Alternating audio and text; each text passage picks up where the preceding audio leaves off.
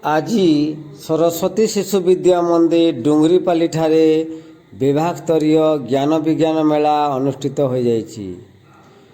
ଉକ୍ତ କାର୍ଯ୍ୟକ୍ରମରେ ମଞ୍ଚାସୀନ ଥିବା ଅତିଥି ଅଧିକାରୀଗଣ ହେଲେ ଶ୍ରୀଯୁକ୍ତ ଶ୍ରୀଧର ବିଶ୍ୱାଳ, ଜଗତ ମଲ୍ଲିକ, ଅତିରିକ୍ତ ଗୋଷ୍ଠୀ ଉନ୍ନୟନ ଅଧିକାରୀ ଚତୁର୍ଭୁଜ ସାହୁ, ପରିଚାଳନା ସମିତି ଡୁଙ୍ଗରିପାଲିର ଅଧ୍ୟକ୍ଷ ରଞ୍ଜନ ପ୍ରଧାନ, ଦକ୍ଷିଣ ପଶ୍ଚିମ ସମ୍ଭାଗର ସମ୍ଭାଗ ସଂଯୋଜକ ଜୟକିଶୋର ପଣ୍ଡା, ବିଭାଗ ନିରୀକ୍ଷକ ସୁବର୍ଣ୍ଣପୁର ବିଭାଗ ବଳରାମ ପ୍ରଧାନ, ସଂକୁଳ ପ୍ରମୁଖ ଡୁଙ୍ଗରିପାଲି, ବିଭୂତିଭୂଷଣ ପଣ୍ଡା, ସଂକୁଳ ସଂଯୋଜକ ଡୁଙ୍ଗରିପାଲି।